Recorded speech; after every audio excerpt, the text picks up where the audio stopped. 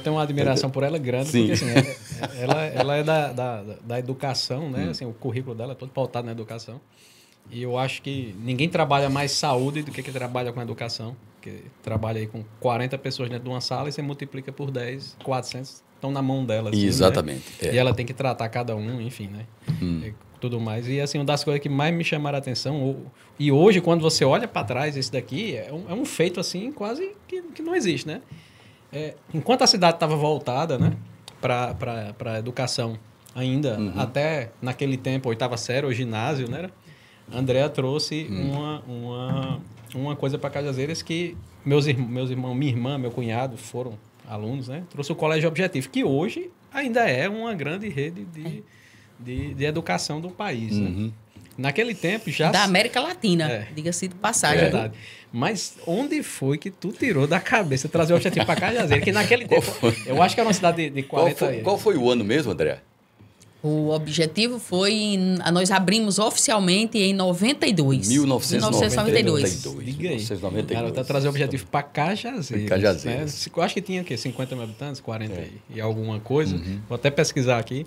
E ela abriu a porta do que foi. Se você olhar, é muita ousadia, porque as escolas não estavam olhando para o pré-vestibular. Né? O que é que a família fazia aqui? Quem tinha alguma condição ia para João Pessoa, né? E quem não tinha ia fazer alguma coisa aqui na cidade onde tivesse mesmo, né? E aí ela mudou, ela quebrou isso daí.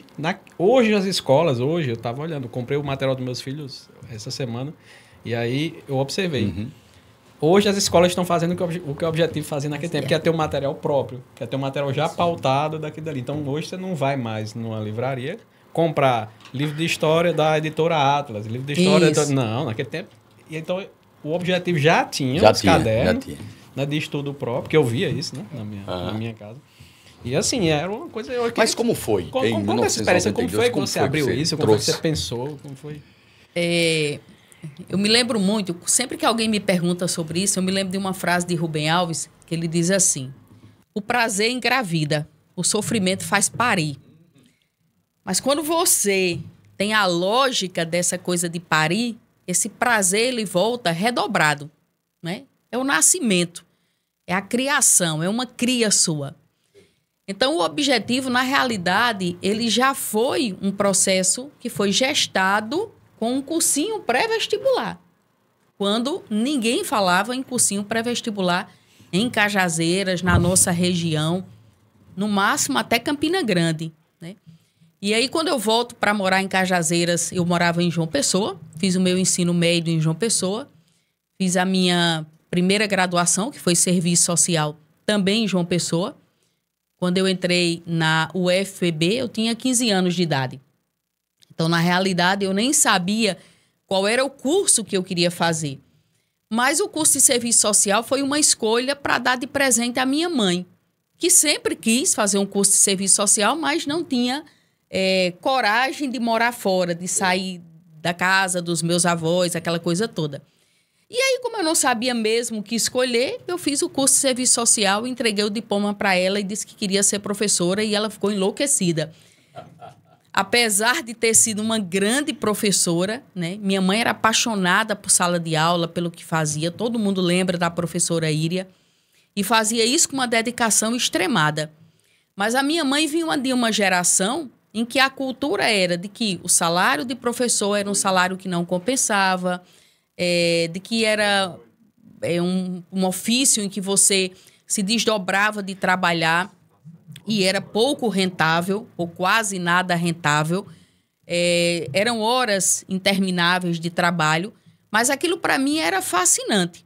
Então, eu já terminei o meu curso em 89, e entrei direto no mestrado como aluna especial, mestrado em Ciências Sociais, mas eu vim passar férias em Cajazeiras e percebi que não era aquilo que eu queria.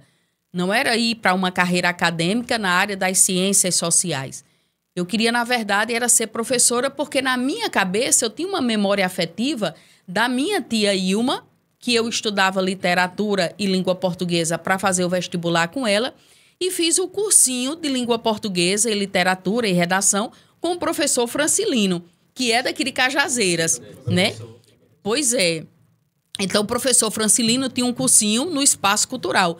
Então, a língua portuguesa, ela já me fascinava. Eu não tenho curso de letras. Eu sou professora de língua portuguesa e literatura como autodidata, né? Então, eu fiz o cursinho com o professor Francilino e eu disse, não é isso que eu quero fazer, eu quero ser professora. E aí, na casa da minha tia Ilma, num quartinho que só cabiam 6 carteiras, eu fui pedir a Padre Gualberto 6 carteiras para lá dar aula de língua portuguesa, literatura brasileira e redação. E preparar 6 pessoas para passarem no vestibular. E essas pessoas eram Ivalone, Regina Selle, professora Cristiana Russo, que é do Fórum, com hoje seu esposo Robério. Era Patrícia, que era uma menina do Ceará, e tinha mais uma pessoa, eram 6. E esses 6 alunos passaram no vestibular e acharam que a minha aula era uma aula fantástica. E aquilo correu a boca miúda em Cajazeiras. Eu abri um outro cursinho de língua portuguesa, de literatura e redação, já no auditório da 9ª Gerência Regional de Educação. Fui pedir também lá emprestar aquela sala para dar aula. E daí nasceu o LOCO, que foi o meu primeiro cursinho grande, já com todas as disciplinas. Não só as minhas, mas inglês, espanhol, química, física, com professores renomados. E nós fizemos uma campanha publicitária lindíssima, que foi com o João Braz. João foi meu marqueteiro. Nós passamos cerca de 6 meses distribuindo faixas na cidade. Na época eram aquelas faixas de tecido, né? Que você botava entre um poste e outro, certo, tal. E eram frases, assim, que você precisava decifrar o que era aquilo. Era tipo assim, o padre aprovaria. Aí já tinha o logotipo nas laterais da faixa do LOCO, né? LOCO, que é uma expressão grega que significa aquele que trabalha. E distribuímos pela cidade inteira. Então, todo mundo já ficou muito curioso. E aí nasceu o LOCO. Nós passamos 2 anos com o LOCO e veio a ideia, eu sempre quis mais, né, de todo mundo, mas abre um colégio. Mas aqui, Cajazeiras, tinham aquelas escolas já tradicionais do ensino fundamental, né, educação infantil, fundamental, e eu imaginava o inverso, né, porque havia um grupo, como Jamaci disse, que ia para João Pessoa, para Campina Grande, para Fortaleza, para estudar. Você não tinha aquele preparo para o vestibular em Cajazeiras. Tanto é que você não tinha nem o científico. Eu fui embora porque ou fazia o pedagógico, né, ou você precisava sair da cidade. E então eu pensei em fazer uma volta, uma lógica. A minha lógica era uma lógica inversa. Não, eu vou começar pelo ensino médio e pré-vestibular e, dando certo, a gente vai abrindo o ensino fundamental. E foi o que eu fiz. Fui para escrevi uma carta, na época era uma carta, escrevi uma carta para o Objetivo Sede em São Paulo, uma pessoa chamada Ricardo Chiaparini, que era ele que comandava o processo de franquia do Colégio Objetivo. E o Ricardo Chiaparini me encaminhou para João Pessoa, para o professor Montoni, que era um professor de Química, que era sócio do professor Paiva, que tinha um objetivo em João Pessoa. E aí a condição deles era, só pode abrir em Cajazeiras se for uma pessoa de João Pessoa para lá para supervisionar. E o escolhido para ser meu sócio foi Bob, que era professor de matemática. Mas aí eu precisei também fazer algumas artimanhas, porque no mínimo eu tinha que ter 400 alunos matriculados. E na realidade eu não tinha. Eu aluguei o prédio, eu fiz um investimento, tudo apostando que daria certo. E aí, quando eu cheguei lá, que eles me pediram essa relação de aluno, eu entreguei o nome de 400 alunos que não existiam, né? Mas aí eu confiei que o projeto daria certo e eles mandaram Bob de volta para verificar. E foi quando nós funcionamos naquele prédio ali, onde hoje é a Secretaria de Cultura do município, né? Aquele prédio histórico, lindo. Aquele prédio estava fechado há mais de 30 anos. Exatamente. Eu entrei ali com uma foice, uma pessoa na frente, tirando os matos, né? Exatamente. Abrindo as portas, porque a última vez que ele foi fechado era como depósito da farmácia de Haroldo. Então estava todo estragado, piso, parede, enfim. Mas foi um projeto que acabou dando certo e nós ficamos 10 anos com o Colégio Objetivo em Cajazeiras, fazendo muita coisa que ninguém fazia. Contada, né? essa tua história, nós estamos aqui no nosso chat ao vivo com João Bosco Moreira Cardoso, que ele está dizendo assim, o Objetivo recebeu bem um número bom de alunos do Colégio Nacional do Carmo, da excelente e saudosa professora Carmelita Gonçalves. Porque não tinha ensino médio no Nossa Senhora do Carmo. Exatamente. Ou seja, aí, pegou tanto aquela sua ideia que os próprios colégios tradicionais, né, saíam de lá e já ia direto para o seu colégio. E a gente chegou com uma concepção diferente de colégio, né?